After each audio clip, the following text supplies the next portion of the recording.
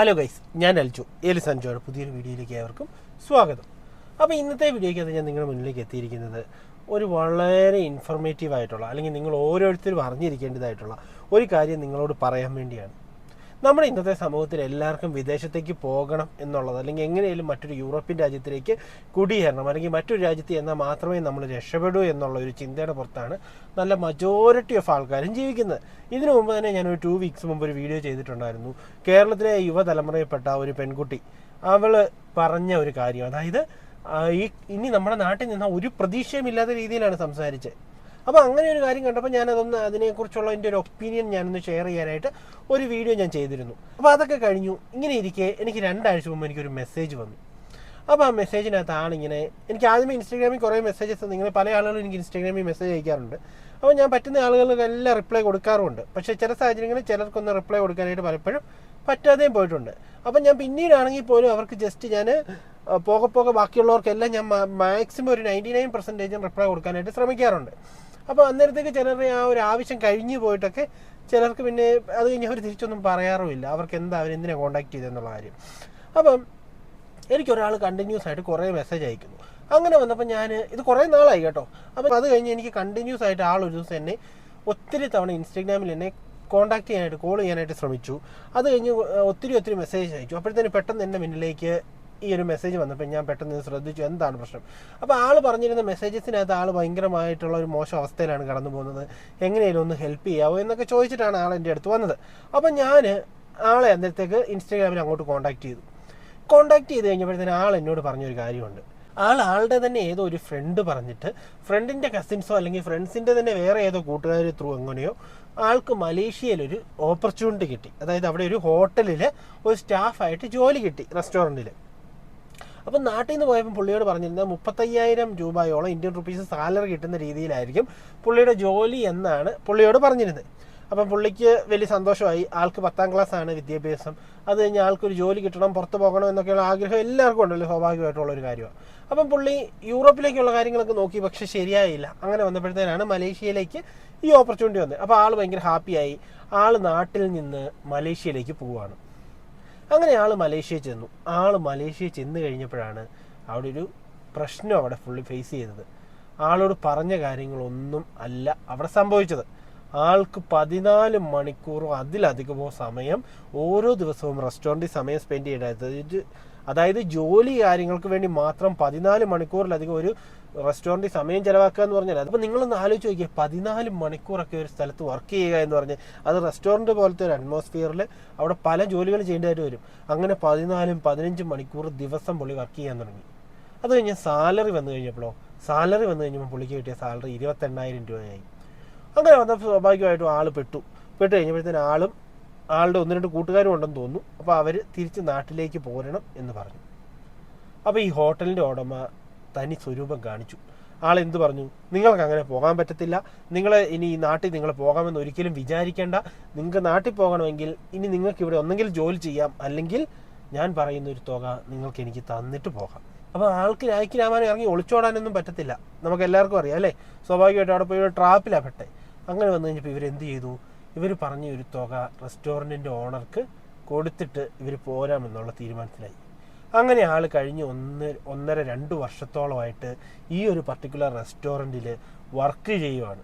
ഓരോ മാസവും കിട്ടുന്ന സാലറിയിൽ നിന്ന് നല്ലൊരു തുക ഈ റെസ്റ്റോറൻറ്റ് ഓണർക്ക് ഓരോ മാസവും കൊടുത്തുകൊണ്ടിരിക്കുകയാണ്. അതായത് കഷ്ടപ്പെട്ട് 10-14 മണിക്കൂർ പണിയെടുത്ത് ആ കിട്ടുന്ന പൈസ റെസ്റ്റോറൻറ്റ് ഓണർക്ക് തന്നെ കൊടുത്ത് വളരെ തുച്ഛമായ സാഹചര്യത്തിൽ, തുച്ഛമായ സാലറിയിൽ ജീവിതം മുന്നോട്ട് പോകാനുള്ള മാത്രം ഒരു സാലറിയിൽ അവിടെ നിൽക്കുക എന്ന് പറയുന്ന ഒരു അവസ്ഥയൊന്ന് ആലോചിച്ച് നോക്കി. ഇതെല്ലാം സംഭവിക്കുന്നത് നമ്മൾ വേണ്ടത്ര രീതിയിൽ ഒരു കാര്യത്തെ മനസ്സിലാക്കാതെ ഓരോ കാര്യങ്ങൾ ചെയ്തു പോകുന്നത് കൊണ്ടാണ്. നമുക്ക് ഒരിക്കലും ഇവരെയൊന്നും കുറ്റം പറയാൻ പറ്റത്തില്ല. കാരണം എന്താണെന്ന് ചോദിച്ചാൽ അവരുടെ സാഹചര്യം അങ്ങനെയായിരുന്നു. പലവിധ പ്രശ്നങ്ങളും അതിനകത്തുനിന്ന് ഫേസ് ചെയ്തിട്ടാണ് ആൾ നാട്ടിൽ നിന്ന് പോകാൻ തന്നെ നോക്കുന്നത്. കാരണം ഒരാൾക്ക് 10-28 വയസ്സായ ഒരാളെ സംബന്ധിച്ച് ആൾക്കൊരു ജോലി വേണം. നാട്ടിൽ നല്ലൊരു ജോലി കിട്ടുന്നില്ല എന്നുള്ളൊരു തോന്നലിൽ പല ആളുകളും നാട്ടിൽ നിന്ന് എല്ലാ മനുഷ്യരും കുടിയേറുമ്പം പുറത്ത് പോയാൽ മാത്രമേ രക്ഷപ്പെടൂ എന്നുള്ള നമ്മുടെ സമൂഹത്തെ ഇങ്ങനെ ബ്രെയിൻ വാഷ് ചെയ്ത് വെച്ചേക്കുക. നാട്ടിൽ നിന്നാൽ രക്ഷപ്പെടില്ല, അല്ലെങ്കിൽ നിങ്ങൾ ഗൾഫ് രാജ്യങ്ങളിലേക്ക് പോയാൽ രക്ഷപ്പെടത്തില്ല, യൂറോപ്പിലേക്കോ അല്ലെങ്കിൽ മറ്റ് രാജ്യങ്ങളിലേക്കോ പോയാൽ മാത്രമേ രക്ഷപ്പെടൂ എന്ന ആളുകളെ ബ്രെയിൻ വാഷ് ചെയ്ത് ഓരോ ആളുകളുടെയും ജീവിതം നശിപ്പിക്കുകയാണ് ഈ നാട്ടിൽ. അല്ലേ? ഇതിന് വേണ്ടി മീഡിയയുണ്ട്, അതേപോലെ തന്നെ പലതരത്തിലുള്ള ഏജൻസികളുണ്ട്. ഇങ്ങനെയുള്ള ആളുകളുടെ എല്ലാം വ്യക്തമായ സ്വാധീനമാണ് ഓരോ ആളുകളെയും ഇങ്ങനെ ഒരു കുഴിയിൽ കൊണ്ടുപോയി ചാടിക്കുന്നത്. അപ്പോൾ അത് കഴിഞ്ഞ് ആളിങ്ങനെ വളരെ സങ്കടത്തോടെ എന്നോട് ഈ കാര്യങ്ങളെല്ലാം ഇങ്ങനെ പറഞ്ഞു. അപ്പം ഞാൻ ഈ കാര്യങ്ങളെല്ലാം കേട്ട് കഴിഞ്ഞപ്പോൾ എനിക്ക് തോന്നിയൊരു കാര്യം, പുള്ളിയുടെ ഒരു വിദ്യാഭ്യാസ യോഗ്യതയും പുള്ളിയുടെ സാഹചര്യങ്ങളും വെച്ചിട്ട് പുള്ളി ഇനി എന്നെ വിളിച്ചത് യൂറോപ്പിൽ ഒരു ഓപ്പർച്യൂണിറ്റി കിട്ടുമോ എന്ന് ചോദിച്ചുകൊണ്ടാണ്. അപ്പോൾ ആക്ച്വലി നമുക്ക് ഈ ഒരു വിദ്യാഭ്യാസ യോഗ്യത വെച്ച് യൂറോപ്പിലേക്ക് ഒരു ജോലി നോക്കുക എന്ന് പറയുന്നത് ഭയങ്കര ബുദ്ധിമുട്ടാണ്. ഞാൻ പലതവണ ആളുകളോട് പറഞ്ഞിട്ടുണ്ട്, യൂറോപ്പിലേക്കും കാനഡയിലേക്കും ഓസ്ട്രേലിയയിലേക്കും UK-യിലേക്കും ഒക്കെ ജോലി നോക്കുന്ന സമയത്ത് നമുക്ക് വേണ്ടത്ര രീതിയിൽ നല്ല സ്കിൽ സെറ്റും നല്ല ക്വാളിഫിക്കേഷൻസും എല്ലാം ഉണ്ടെങ്കിൽ നമുക്ക് നല്ലൊരു ജോലിയിലേക്ക് എത്തിപ്പെടാം. അതല്ലാത്ത സാഹചര്യത്തിൽ നമുക്കിപ്പം വലിയ വിദ്യാഭ്യാസമോ കാര്യങ്ങളോ ഒന്നും ഇല്ല, ഒത്തിരി നാളത്തെ എക്സ്പീരിയൻസ് നാട്ടിലോ അല്ലെങ്കിൽ മറ്റൊരു രാജ്യത്തൊന്നും ഇല്ല, അങ്ങനെയൊക്കെയുള്ള ഒരു സാഹചര്യത്തിൽ നമ്മൾ ഇങ്ങനെയുള്ള രാജ്യങ്ങൾ ചൂസ് ചെയ്യുക എന്ന് പറയുന്നത് വളരെ മോശം ഒരു സാഹചര്യത്തിലേക്കാണ് നമ്മളെ കൊണ്ടെത്തിക്കുന്നത്. അപ്പോൾ ഇതറിയാവുന്നത് കൊണ്ട് തന്നെ ഞാൻ ആളോട് പറഞ്ഞു, നിങ്ങൾക്ക് എന്തുകൊണ്ട് ഗൾഫ് രാജ്യങ്ങൾ ട്രൈ ചെയ്തുകൂടാ? അപ്പോഴത്തേന് ആൾ എന്നോട് പറഞ്ഞു, യൂറോപ്പിലേക്ക് പോയാലേ എല്ലാം റെഡി ആവുള്ളൂ, യൂറോപ്പാണ് നല്ലതെന്നാണ് എല്ലാവരും പറയുന്നത്. അപ്പോൾ ഞാൻ ആളോട് പറഞ്ഞു, നിങ്ങൾ അങ്ങനെ ചിന്തിക്കരുത്, നിങ്ങളൊരു കാര്യം ചെയ്യണം, നിങ്ങളുടെ ഒരു ക്വാളിഫിക്കേഷൻ വെച്ചിട്ട് നിങ്ങൾക്ക് ഏറ്റവും എളുപ്പം ജോലി കിട്ടാൻ സാധ്യത ഗൾഫിലേക്ക് പോകുന്നതായിരിക്കാം എന്ന് ഞാൻ എൻ്റെ ഒരു സജഷൻ പറഞ്ഞു. പിന്നെ ആ കൂട്ടത്തിൽ തന്നെ ഞാൻ പറഞ്ഞു, നിങ്ങളുടെ തന്നെ ഒരു തീരുമാനമാണ്, ഞാനിപ്പം പറഞ്ഞു എന്ന് പറഞ്ഞ് നിങ്ങൾ ഓടിപ്പോയി ആ ഒരു തീരുമാനത്തിലേക്ക് പോകണ്ട, നിങ്ങളുടെ ഇഷ്ടമാണ്, നിങ്ങളത് ആലോചിച്ചിട്ട് നിങ്ങൾക്ക് അനുയോജ്യമെന്ന് തോന്നിയാൽ നിങ്ങൾ ആ തീരുമാനം എടുത്താൽ മതി എന്ന് ഞാൻ ആ കൂടെ പറഞ്ഞു. കാരണം നമ്മൾ ഒരാളുടെ ജീവിതത്തിൽ ഇപ്പം നിങ്ങൾ ഇത് മാത്രം ചെയ്താലേ ശരിയാകുള്ളൂ എന്നൊന്നും നമുക്ക് പറയാൻ പറ്റത്തില്ല. എനിക്ക് ആളെ പേഴ്സണലി അറിയത്തില്ല, വീട്ടിലെ സാഹചര്യങ്ങൾ അറിയത്തില്ല. അങ്ങനെ വന്നപ്പോൾ ഞാൻ സ്വാഭാവികമായിട്ട് ഇങ്ങനെ ജസ്റ്റ് ആളോട് പറഞ്ഞു. അപ്പോൾ ആളെന്നോട് ചോദിച്ചു, എങ്ങനെയാണ് അൺസ്കിൽഡ് ആയിട്ട് ഉള്ള കാറ്റഗറിയിൽ എവിടെയെങ്കിലും യൂറോപ്പിൽ ജോലി മേടിച്ചു തരാമോ? അപ്പോൾ ഞാൻ പറഞ്ഞു, ഞാൻ ട്രൈ ചെയ്യട്ടെ, കിട്ടുവാണെങ്കിൽ അറിയിക്കാം, പക്ഷേ അതൊരിക്കലും പ്രതീക്ഷിച്ച് നിങ്ങൾ സമയം വേസ്റ്റ് ചെയ്യരുത്, നിങ്ങൾ അനുയോജ്യമായ തീരുമാനം എടുക്കുമെന്ന് ഞാൻ പ്രതീക്ഷിക്കുന്നു എന്ന് പറഞ്ഞ് ആ കോളൊന്ന് കട്ടാക്കുക. അങ്ങനെ പിന്നെയും ഒരു 1 വീക്കോളം കഴിഞ്ഞു. അങ്ങനെ ഇരിക്കെ എന്നെ ഈ കഴിഞ്ഞ ദിവസം ആൾ വീണ്ടും കോണ്ടാക്ട് ചെയ്തു. ആൾ എന്നെ കോണ്ടാക്ട് ചെയ്തത് വളരെ വ്യത്യസ്തമാണ്. ഞാൻ ഓൾറെഡി ഇത്രയും കാര്യങ്ങളൊക്കെ പറഞ്ഞിട്ടിരിക്കുവാണ്. അപ്പോൾ ആൾ എന്നെ കോണ്ടാക്ട് ചെയ്തിട്ട് ചോദിച്ചു, എനിക്ക് യൂട്യൂബിലൊരു വീഡിയോ ഞാൻ കണ്ടു. അതായത് എന്നോട് ഇങ്ങനെ പറഞ്ഞു, യൂട്യൂബിലൊരു വീഡിയോ കണ്ടു, അർമേനിയയിൽ ഒരു ജോലി. ആ യൂട്യൂബർ പറയുന്നത് 1,70,000 രൂപ കൊടുത്താൽ അർമേനിയയിലേക്ക് നിങ്ങൾക്ക് ജോലിക്ക് വരാം, അവിടെ ജോലി ചെയ്യാം. അതേപോലെ തന്നെ വന്നു കഴിഞ്ഞ് 1 മാസം കഴിയുമ്പോൾ തന്നെ നമുക്ക് അവിടെ ഒരു വർക്ക് പെർമിറ്റ് അവർ ഇഷ്യൂ ചെയ്യും. 1 വർഷത്തേക്ക് നമുക്ക് വേണമെങ്കിൽ അവിടെ വർക്ക് ചെയ്യാം. അപ്പോൾ 1,70,000 രൂപ കിട്ടും. സാധാരണക്കാരായ ഒരാളെ എന്താണ് അവിടെ വിചാരിക്കുന്നത്? 1,70,000 രൂപ കൊടുത്താൽ പോരെ ഏജൻസിക്ക്, അല്ലെങ്കിൽ ഈ പറഞ്ഞ വ്യക്തിക്ക് വലിയ തുകയൊന്നുമില്ല, നമുക്ക് പോകാമെന്നുള്ളതല്ലേ. പക്ഷേ എന്നിട്ട് ആൾ എനിക്ക് ആ വീഡിയോ ഒക്കെ അയച്ചു തന്നു കേട്ടോ. അപ്പോൾ ഞാൻ ആ വീഡിയോ എടുത്ത് കണ്ടു നോക്കി. അപ്പോൾ കണ്ടു നോക്കിയപ്പോൾ എനിക്ക് മനസ്സിലായ ഒരു കാര്യം, ഫസ്റ്റ് ഞാൻ ശ്രദ്ധിച്ചത് ആ വീഡിയോയുടെ കമൻസ് ഓഫ് ആക്കി ഇട്ടിരിക്കുകയാണെന്നുള്ളതാണ്. ഒരു വീഡിയോയുടെ കമൻസ് ഓഫാക്കി ഇടുമ്പോൾ തന്നെ സാധാരണ നിങ്ങൾ ഓരോ മനുഷ്യരും, എൻ്റെ ഈ വീഡിയോ കാണുന്ന ഓരോ ആളുകളും നിങ്ങളും മനസ്സിലാക്കേണ്ട ഒരു കാര്യമുണ്ട്. ഒരു വീഡിയോയുടെ കമൻസ് ഒരാൾ ഓഫാക്കി ഇടുവാണെങ്കിൽ അതിനർത്ഥം ആൾ ആ വീഡിയോയ്ക്കകത്ത് പറഞ്ഞിരിക്കുന്ന എന്തോ ഒരു കാര്യം മറ്റുള്ളവരെ ട്രിഗർ ചെയ്യാൻ സാധ്യതയുള്ളതാണെന്നുള്ളതാണ്. ചിലപ്പം തട്ടിപ്പോ വെട്ടിപ്പോ ആണെങ്കിൽ അങ്ങനെ ഒരു വീഡിയോ ഇടുമ്പോൾ സ്വാഭാവികമായിട്ടും അതിന് താഴെ എന്ത് ചെയ്യും? ആളുകൾ വന്ന് അതിനെതിരെ കമൻറ്റ് വരും. സ്വാഭാവികമായിട്ടും അത് താല്പര്യമില്ലാത്തതുകൊണ്ട് ഇവർ എന്ത് ചെയ്യും? കമൻറ്റ്സ് ബ്ലോക്ക് ചെയ്യും. നമ്മൾ ഈ പലപ്പോഴും സോഷ്യൽ മീഡിയ ആപ്ലിക്കേഷൻസിനകത്ത് കാണാം, ഈ ബെറ്റിംഗ് ആപ്ലിക്കേഷൻസിൻ്റെയൊക്കെ പ്രൊമോഷൻ ഇടുന്ന പല ഫേമസ് ആയിട്ടുള്ള ഇൻഫ്ലുവൻസേഴ്സിനെയും അവരുടെ വീഡിയോയുടെയൊക്കെ കമൻറ്റ്സ് നിങ്ങൾ ശ്രദ്ധിച്ചിട്ടുണ്ടോ? അതിൻ്റെ കമൻറ്റ്സ് അവർ ഡിസേബിൾ ചെയ്തിട്ടിരിക്കുക. കാരണം എന്താണെന്ന് ചോദിച്ചു കഴിഞ്ഞാൽ ബെറ്റിംഗ് ആപ്പിനകത്ത് പൈസ പോവുക എന്ന് പറയുന്നതിനെക്കുറിച്ച് ഒന്നും ചിന്തിക്കാത്ത വളരെ താഴെക്കിടയിലുള്ള ആളുകളാണ് ബെറ്റിംഗ് ആപ്പിനകത്ത് പൈസ, ഈ പലതരത്തിലുള്ള റമ്മി ആപ്ലിക്കേഷൻസ്, അതേപോലെ തന്നെ ഓൺലൈനിലുള്ള ഗെയിമൊക്കെ കളിച്ച് പൈസ കളയുക എന്ന് പറഞ്ഞാൽ സമൂഹത്തിലെ ഏറ്റവും താഴെക്കിടയിലുള്ള ഒരു സെറ്റ് ആളുകളാണ് അതിനകത്ത്. അത്യാവശ്യം ഇത് തട്ടിപ്പാണ് എന്ന് മനസ്സിലാക്കാനായിട്ട് ഇതിനെക്കുറിച്ച് കുറച്ചെങ്കിലും ചിന്തിക്കുന്ന ആളുകൾ അതിനകത്തേക്ക് അവരുടെ സമയവും അവരുടെ പണവും ചിലവാക്കത്തില്ല. അപ്പോൾ ഇവർ ടാർഗറ്റ് ചെയ്യുന്ന സമൂഹത്തിലെ ഏറ്റവും താഴെക്കിടയിലുള്ള ഇതിനെക്കുറിച്ചൊന്നും ചിന്തിക്കാത്ത, ഡെയിലി എങ്ങനെയും തട്ടിമുട്ടി മുന്നോട്ട് പോകണം, ഒരു ലോട്ടറി അടിച്ചാൽ ഞാൻ സക്സസ് ആകും, അല്ലെങ്കിൽ എനിക്ക് ആരെങ്കിലും കുറച്ച് പൈസ തന്നാൽ സഹായിച്ചാൽ ഞാൻ രക്ഷപ്പെടും എന്നൊക്കെ വിചാരിക്കുന്ന ഒരു സെറ്റ് ആൾക്കാരുണ്ടല്ലോ സമൂഹത്തിൽ. അങ്ങനെയുള്ള ആളുകളിലേക്ക് ഇത് എത്തിപ്പെടുമ്പോൾ സ്വാഭാവികമായിട്ട് അവരെന്ത് ചെയ്യും? ഇതിനകത്തേക്ക് പൈസ ഇടും. അപ്പോൾ ഇത് പൈസ ഇട്ടിങ്ങനെ ഒത്തിരി ആളുകളുടെ പൈസ പോകുന്നുണ്ട്. അപ്പോൾ അങ്ങനെ വരുമ്പം ഇതിനെതിരെ ചിലർക്കൊക്കെ ഇത് കാണുമ്പോൾ, എനിക്ക് പല സമയങ്ങളിൽ ഇത് കാണുമ്പോൾ ഭയങ്കര ഇറിറ്റേറ്റിംഗ് ആയിട്ടാണ് തോന്നുന്നത്. ഈ റമ്മി പോലുള്ള ആപ്ലിക്കേഷൻ്റെ വളരെ ഫേമസ് ആയിട്ടുള്ള ആക്ടേഴ്സും വളരെ ഫേമസ് ആയിട്ടുള്ള ഇൻഫ്ലുവൻസേഴ്സും ഒക്കെ വന്നിട്ട് ഇത് ചെയ്യുന്നത് കാണുമ്പോൾ മറ്റുള്ളവരെ ഇങ്ങനെ പറഞ്ഞ് അവരുടെ ഫിനാൻഷ്യലി അവരെ ഇങ്ങനെ തകർക്കാനുള്ള ഒരു കാര്യം പറഞ്ഞു കൊടുക്കുമ്പോൾ എനിക്ക് പലപ്പോഴും സങ്കടം തോന്നാറുണ്ട്. അതിന് താഴെ ഒരു കമൻസ് ഇടാനായിട്ടുള്ള ഓപ്ഷൻ പോലും അവർ ഡിസേബിൾ ചെയ്ത് വെച്ചിരിക്കുക. എന്തൊരു അസഹിഷ്ണുതയല്ലേ കാണിക്കുന്നത്. അപ്പം അങ്ങനെ ഒരു സാഹചര്യത്തിലാണ് ഈ പുള്ളി പറഞ്ഞ് ഈ അർമേനിയയുടെ വീഡിയോയും കിടക്കുന്നത്. അപ്പോഴത്തേനും ഞാൻ നോക്കി, അപ്പോഴത്തേനും ആൾക്ക് 991 സബ്സ്ക്രൈബേഴ്സേ ഉള്ളൂ. അതേപോലെ തന്നെ വളരെ കുറച്ച് വീഡിയോസേ ഉള്ളൂ. എല്ലാ വീഡിയോസിൻ്റെയും കമൻസും ടേൺ ഓഫാണ്. അങ്ങനെ വന്നു കഴിഞ്ഞപ്പോഴത്തേന് ഞാൻ ഇങ്ങനെ വിളിച്ചിട്ട് പറഞ്ഞു, നിങ്ങൾ ഒന്നുകൂടെ ഇത് നോക്കിയിട്ടൊക്കെ കൊടുത്താൽ മതി കേട്ടോ, തട്ടിപ്പ് വരാനുള്ള ചാൻസ് ഉണ്ട്, നിങ്ങൾ സൂക്ഷിക്കണമെന്ന് പറഞ്ഞു. ആ കൂട്ടത്തിൽ തന്നെ ഞാൻ ഈ പുള്ളിയോട് ചോദിച്ചു, ഞാൻ കഴിഞ്ഞ ആഴ്ച നിങ്ങളോട് പറഞ്ഞില്ലേ ഗൾഫിലേക്കും ജോലി നോക്കുന്നതായിരിക്കത്തില്ലേ കുറച്ചുകൂടി ബെറ്റർ എന്ന് ചോദിച്ചില്ലേ, നിങ്ങൾ അതിനെക്കുറിച്ച് ആലോചിച്ചോ എന്ന് ഞാൻ പുള്ളിയോട് ചോദിച്ചു.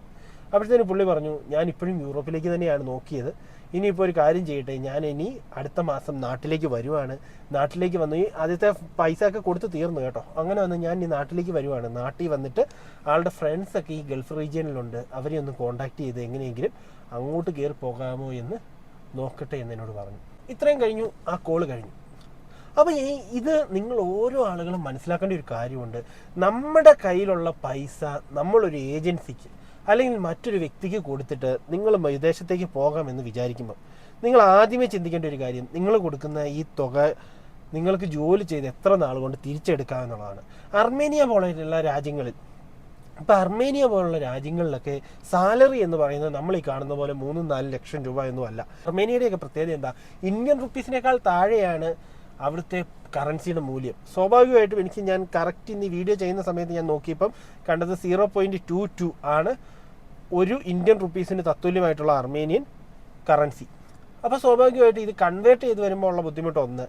രണ്ടാമത്തെ കാര്യം, ഇവിടുത്തെ സാലറി വൈസ് വളരെ കുറവാണെന്നുള്ളത് മറ്റൊരു കാര്യം. ഇങ്ങനെയുള്ള ഒരു സാഹചര്യത്തിൽ നിങ്ങൾ ജോലി ചെയ്ത് എത്ര നാൾ കൊണ്ട് നിങ്ങൾ ഇൻവെസ്റ്റ് ചെയ്ത് ഈ ഒരു പൈസ, നമ്മളൊരു ഇൻവെസ്റ്റ്മെൻ്റ് ആണല്ലോ അല്ലേ ഏജൻസിക്ക്, നമ്മൾ ജോലി ചെയ്ത് നല്ല രീതിയിൽ മുന്നോട്ട് പോകാനായിട്ട് നോക്കുന്ന സമയത്ത് അതൊരു ഇൻവെസ്റ്റ്മെൻ്റ് ആണ്. സ്വാഭാവികമായിട്ട് നിങ്ങൾ 1,70,000 രൂപ കൊടുത്ത് ഒരു ജോലിക്ക് കയറി, ഒരു ഹോട്ടലിലുള്ള ഒരു സ്റ്റാഫിന് അർമേനിയയിൽ കിട്ടുന്ന സാലറി എത്രയായിരിക്കും? ഞാൻ ആവറേജ് സാലറി നോക്കിയപ്പോഴത്തേന് വളരെ ഞെട്ടിക്കുന്ന ഒരു സാലറിയാണ് ആവറേജ് സാലറി. അത് ഞാനിവിടെ പറയുന്നില്ല. ഞാൻ ആവറേജ് സാലറിയെ കുറിച്ചുള്ള ഒരു ഏകദേശം ഒരു ഐഡിയ നിങ്ങൾക്ക് കിട്ടാൻ വേണ്ടി ഈ വീഡിയോയുടെ ഡിസ്ക്രിപ്ഷനിൽ ഞാനൊരു ലിങ്ക് ആഡ് ചെയ്തേക്കാം, നിങ്ങൾ ആ ലിങ്ക് ചെക്ക് ചെയ്താൽ മതി. അപ്പോൾ അർമേനിയയിലെ ഏകദേശം ജോലിയുടെ അവസ്ഥയും അവിടുത്തെ സാലറി എങ്ങനെയാണെന്നുള്ളതെല്ലാം നിങ്ങൾക്ക് മനസ്സിലാവും. സ്വാഭാവികമായിട്ട് ഇങ്ങനെയുള്ള രാജ്യങ്ങളിൽ നമുക്കറിയാം എക്സ്പെൻസ് വൈസ് ഭയങ്കര കൂടുതലാണെന്നുള്ളത്. അപ്പോൾ നിങ്ങൾക്ക് ഫുഡിന് വേണം, റെൻറ്റ് വേണം, അതേപോലെ തന്നെ മറ്റ് ആക്സസറീസും കാര്യങ്ങളും, അതേപോലെ തന്നെ നിങ്ങൾക്ക് ഡ്രസ്സ് കാര്യങ്ങൾ ഇതെല്ലാം വാങ്ങണം, മറ്റ് ടാക്സ് കൊടുക്കണം. ഇതെല്ലാം കഴിഞ്ഞിട്ട് നിങ്ങൾക്ക് എത്ര രൂപ കയ്യിൽ നിങ്ങൾക്ക് കിട്ടും? ഈ കിട്ടുന്ന തുക നിങ്ങൾ എത്ര മാസം കൂട്ടി വെച്ചാൽ നിങ്ങളൊരു ഏജൻസിന് കൊടുത്ത കാശിനോട് തുല്യമാകും. അപ്പോൾ ശരിക്കും നിങ്ങൾ എന്തിനാണ് പണിയെടുക്കുന്നത്? ഇത്രയൊന്ന് ചിന്തിച്ചു കഴിഞ്ഞാൽ നമ്മൾ ഏജൻസി ത്രൂ നമ്മളിങ്ങനെയുള്ള രാജ്യങ്ങളിലേക്ക് ജോലി നോക്കുന്ന കാര്യങ്ങളിൽ ഒരു മാറ്റം വരും. നമ്മൾ കഷ്ടപ്പെട്ട് പണിയെടുത്ത പൈസ ഏജൻസിന് കൊടുത്തിട്ട് നമ്മൾ ഒരു 3, 4, 5 വർഷം ആ പൈസ തന്നെ നമ്മൾ കൊടുത്ത പൈസ തിരിച്ചുണ്ടാക്കാൻ വേണ്ടിയാണ് നിങ്ങൾ ശ്രമിക്കുന്നത് അല്ലേ? അത് ശരിക്കും ഒരു നല്ല കാര്യമാണ്.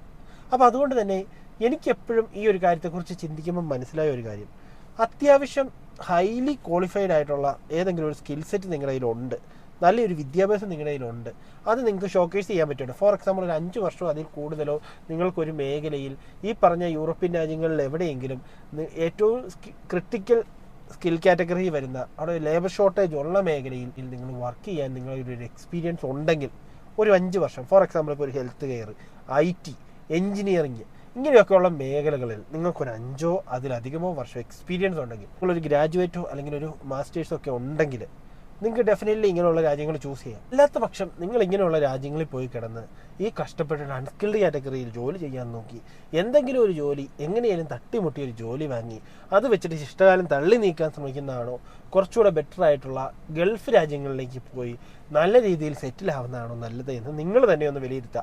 ഓരോരുത്തരുടെയും സാഹചര്യങ്ങളും സന്ദർഭങ്ങളും വ്യത്യസ്തമാണ്. അതുകൊണ്ട് തന്നെ ഇന്നയാൾക്ക് ഇന്നതാണ് നല്ലത് എന്ന് എനിക്കിപ്പോൾ ഈ വീഡിയോയ്ക്ക് അത്ര പറയാൻ പറ്റത്തില്ല. എന്നെ കോൺടാക്ട് ചെയ്യുന്ന ആളുകളുടെ ഓരോരുത്തരുടെ സാഹചര്യങ്ങൾ ഞാൻ കുറച്ചൊക്കെ മനസ്സിലാക്കിയിട്ട് ഞാൻ അവർക്ക് ഏതാണ് നല്ലതെന്ന് പലപ്പോഴും പറഞ്ഞു കൊടുക്കാനായിട്ട് ശ്രമിക്കാറുണ്ട്. പക്ഷേ ഞാൻ ആ പറയുന്ന കൂട്ടത്തിൽ തന്നെ അവരോട് പറയും, നിങ്ങളുടെ ചോയ്സാണ്, നിങ്ങളുടെ ലൈഫാണ്, ഞാൻ പറഞ്ഞു എന്ന് പറഞ്ഞ് മാത്രം നിങ്ങൾ പോയി ഇതിനകത്തേക്ക് ഇറങ്ങരുത്. ഇപ്പോൾ എനിക്ക് കംപ്ലീറ്റ്ലി അവരുടെ അവസ്ഥ എന്താണെന്ന് എന്നോട് വിളിച്ചൊരു ഫോണിൽ സംസാരിച്ചാലും എനിക്ക് മനസ്സിലാക്കാൻ പറ്റത്തില്ല. ഓരോരുത്തർ അനുഭവിക്കുന്ന അവരുടെ അവസ്ഥകൾ എന്താണെന്ന് അവർക്കേ അറിയത്തുള്ളൂ. അപ്പം എന്തായാലും നിങ്ങൾ കുറച്ച് വിലയിരുത്തുക. നിങ്ങൾ ഈ യൂറോപ്പ് എന്നുള്ള ആ ഒരു ഭ്രമം ഉപേക്ഷിച്ചിട്ട് നിങ്ങൾക്ക് നിങ്ങളുടെ കരിയറിൽ അല്ലെങ്കിൽ നിങ്ങൾക്ക് നല്ല രീതിയിൽ മുന്നോട്ട് നാളെ പോകാൻ ഏതാണോ നല്ലത് എന്ന് തോന്നുന്നത് അത് നിങ്ങൾ ചൂസ് ചെയ്യുക. അതിപ്പം ഗൾഫാണ് നല്ലതെന്ന് തോന്നിയാൽ നിങ്ങൾ ഒരു മടിയും കൂടാതെ അത് ചൂസ് ചെയ്യണം. അപ്പം നിങ്ങൾക്ക് ചിലർക്കൊരു ഡൗട്ട് ഉണ്ടാവാം, കല്യാണത്തിന് ശേഷം ഇപ്പം പാർട്ട്ണറിനെ നാട്ടിലാക്കിയിട്ട് പോകണം അല്ലേ? അങ്ങനെ വരുമ്പോൾ ഇന്നത്തെ കാലത്തെ പെൺകുട്ടികൾക്ക് നല്ല വിദ്യാഭ്യാസവും അതേപോലെ തന്നെ ക്വാളിഫിക്കേഷൻസും ഒക്കെ ഉണ്ട്, നമുക്കറിയാം അല്ലേ? അപ്പം നിങ്ങൾ കല്യാണം കഴിക്കുന്ന സമയത്ത് അങ്ങനെ ഒരു പെൺകുട്ടിയെ കല്യാണം കഴിക്കുമ്പോൾ അവരുടെ എഡ്യൂക്കേഷനും അവരുടെ ക്വാളിഫിക്കേഷൻസും നിങ്ങൾക്ക് യൂസ് ചെയ്യാൻ പറ്റും. നിങ്ങൾ ഗൾഫിലാണെങ്കിലും ഈ പറഞ്ഞ വൈഫിനെ നിങ്ങളുടെ പാർട്ട്ണറിനെ നിങ്ങൾക്കൊരു വിസിറ്റിംഗ് വിസ എടുത്ത് ഈ പറഞ്ഞ രാജ്യത്തേക്ക് കൊണ്ടുപോയി അവർക്ക് അവിടെ ഒരു ജോലി വാങ്ങാൻ പറ്റിയാൽ നിങ്ങൾക്ക് സുരക്ഷിതമായിട്ടാണ് നിങ്ങൾക്ക് രണ്ടുപേർക്കും അവിടെ ജീവിച്ചുകൂടെ? സോ ഇങ്ങനെ നിങ്ങൾ പ്രാക്ടിക്കലി ചിന്തിക്കണം. അല്ലാതെ നമ്മൾ യൂറോപ്പിലേക്ക് പോകുന്നത് നമ്മുടെ പാർട്ണറിനെ കൊണ്ടുപോകാം എന്നുള്ള ഒരു ചിന്തയുടെ പുറത്ത് അവിടെ പോയി സെറ്റിൽ ആവാം എന്നുള്ള ഒരു കാര്യത്തിൻ്റെ പേരിലും, അല്ലെങ്കിൽ അവിടെ കിട്ടുന്ന 4-5 ലക്ഷം രൂപ സാലറി, അത് 4 ലക്ഷം 5 ലക്ഷം നിങ്ങൾ കണ്ടു എന്ന് പറഞ്ഞ് മാത്രമൊക്കെ യൂറോപ്പ് ചൂസ് ചെയ്ത് കഴിഞ്ഞാൽ ഭാവിയിൽ അത് ഒത്തിരി വിഷമങ്ങളിലേക്ക് നയിക്കാനുള്ള ചാൻസ് ഉണ്ട്. നിങ്ങൾ ഈ കാണുന്ന 4-5 ലക്ഷം രൂപയൊക്കെ ഹൈലി സ്കിൽഡ് ആയിട്ടുള്ള ആളുകൾക്ക് കിട്ടുന്ന സാലറിയാണ്. ഇനി അവർക്ക് അങ്ങനെ കിട്ടിയാൽ അതിൻ്റെ നേർപാതിയോളം തന്നെ അവർ ടാക്സ് കൊടുക്കുന്നുണ്ട്. ഇതെല്ലാം കഴിഞ്ഞിട്ട് ബാക്കി കിട്ടുന്ന പൈസയിൽ നിന്ന് അവർക്ക് ചിലവുകളുണ്ട്. പണ്ട് ഗൾഫിൽ വർക്ക് ചെയ്തിരുന്ന ആളുകൾ നാട്ടിലേക്ക് ലക്ഷങ്ങൾ അയക്കുന്നത് പോലെ, അല്ലെങ്കിൽ മാസം അയച്ചു കൊടുത്തിരിക്കുന്ന തുക പോലെയൊന്നും ഈ യൂറോപ്പിലും ഈ പറഞ്ഞ കാനഡയിലും ഇവിടെയൊന്നും കിടക്കുന്ന ആളുകൾക്ക് അയച്ചു കൊടുക്കാൻ പറ്റത്തില്ലെന്നേ. നമ്മൾ ഈ പുറമേ കാണുന്ന ഈ പുറംപൂച്ചുകൾക്കപ്പുറം ഇവർ ഓരോരുത്തരും അനുഭവിക്കുന്ന മാനസിക സംഘർഷം എന്താണെന്നുള്ളത് പലപ്പോഴും നമ്മൾ പലരുടെ അനുഭവത്തിൽ നിന്നും കണ്ടും കേട്ടും മനസ്സിലാക്കുന്നതാണ്. നമ്മൾ ഈ കാണുന്ന അത്രയും മനോഹരമായിട്ടുള്ള ഒരു ലൈഫൊന്നും അല്ല യൂറോപ്പിലും കാനഡയിലും ഒന്നും കിടക്കുന്ന ആളുകൾക്കുള്ളത്. ഇപ്പം നമുക്ക് എല്ലാവർക്കും അറിയാം, കാനഡ ഇനി അടുത്തൊരു വർഷം കഴിയുമ്പോൾ ഉണ്ടാവാൻ പോകുന്ന അവസ്ഥ എന്ന് പറയുന്നത്, നാട്ടിൽ നിന്ന് ലക്ഷങ്ങളെ ലോൺ എടുത്ത് പോയിട്ട് ഇവർക്കൊന്നും PR. നിങ്ങളൊരു കാര്യം മനസ്സിലാക്കുക, എല്ലാവരും പോകുന്ന വഴിയെ പോയി കഴിഞ്ഞാൽ നമ്മൾ അവസാനം ഒരു കോമൺ മാൻ ചെയ്യുന്ന പരിപാടി എല്ലാവരും, അല്ലേ? ഈ കഴിഞ്ഞ ഒരു 3-4 വർഷമായിട്ട് എല്ലാവരും സ്റ്റുഡൻറ്റ് വിസ എടുത്ത് വിദേശത്തേക്ക് പോയി. ആ സമയത്ത് നമ്മൾ പല വീഡിയോസിൽ കൂടെ ആയിട്ടും അല്ലാതെ തന്നെയും പല ആളുകളും പറഞ്ഞ് നമ്മൾ കേട്ടിട്ടുണ്ടായിരുന്നു, ഇത് ശരിയല്ല, ഇങ്ങനെ ചെയ്താൽ നമ്മൾ സക്സസ് ആവത്തില്ല എന്നുള്ളത്. എല്ലാവരും പോകുന്ന വഴിയെ പോയി കഴിഞ്ഞാൽ നമുക്കൊരു ആവറേജ് രീതിയിലുള്ള കാര്യങ്ങളായിരിക്കും, ചിലപ്പം ബിലോ ആവറേജിലേക്ക് പോകും. എല്ലാവർക്കും സമ്പന്നനാവാൻ പറ്റത്തുമില്ല എന്നുള്ളതാണ് യാഥാർത്ഥ്യം. എല്ലാവരും ചെയ്യുന്നതിൽ നിന്ന് വ്യത്യസ്തമായി സംതിങ് ഇന്നോവേറ്റീവ് ആയിട്ടുള്ള ന്യൂ ആയിട്ടുള്ള കാര്യങ്ങൾ ചെയ്യുന്ന ആളുകളാണ് എന്നും സമ്പന്നനായിട്ടുള്ളത്.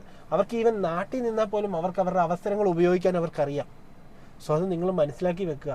അപ്പം വിദേശത്ത് പോകുന്ന ഈ ഒരു ഭ്രമം, നിങ്ങൾക്ക് കാശുണ്ടെങ്കിൽ നിങ്ങൾക്ക് എവിടെ ജീവിച്ചാൽ എന്താ? നിങ്ങൾക്ക് കയ്യിൽ ക്യാഷ് ഉണ്ടെങ്കിൽ നാട്ടിൽ ജീവിക്കുന്നത് മോശമാണെന്ന് തോന്നുന്നുണ്ടോ? നിങ്ങൾക്ക് നിങ്ങളുടെ കാര്യങ്ങളെല്ലാം മീറ്റ് ചെയ്യാനുള്ള കാര്യങ്ങൾ, നിങ്ങൾക്ക് സേവിങ്സും നിങ്ങളുടെ എല്ലാ ആഗ്രഹങ്ങളും സാധിക്കാനുള്ള ഒരു തുക നിങ്ങൾക്ക് നാട്ടിലുണ്ടാക്കാൻ പറ്റിയാൽ അതല്ലേ നല്ലത് കുറച്ചുകൂടെ? ഇനി അങ്ങനെ നാട്ടിൽ നിന്നുകൊണ്ട് തന്നെ നിങ്ങൾ സെറ്റിൽഡ് ആയാൽ അതല്ലേ കുറച്ചുകൂടി ബെറ്റർ? നിങ്ങളത് എപ്പോഴും ചിന്തിച്ചിട്ടുണ്ടോ? തുടക്കത്തിൽ ചിലപ്പോൾ നമുക്ക് നാട്ടിൽ ചെറിയ സാലറികളായിരിക്കാം കിട്ടുന്നത്. ചെറിയൊരു സാലറി നമ്മൾ കുറേ നാൾ വർക്ക് ചെയ്യേണ്ടതായിട്ട് വരും. അങ്ങനെ നമ്മൾ കുറച്ച് നാൾ നിന്നൊരു എക്സ്പീരിയൻസും ഗെയിൻ ചെയ്ത് കഴിയുമ്പോൾ നമുക്കൊരു ജോലി മാറ്റത്തിന് വേണ്ടി ശ്രമിക്കാം. അല്ലെങ്കിൽ നമ്മൾ നേടി ആ സ്കിൽ സെറ്റ്സ് ഉപയോഗിച്ചൊരു ബിസിനസ് തുടങ്ങാം. ഇതൊക്കെ എന്തുകൊണ്ട് ചെയ്തുകൂടാ?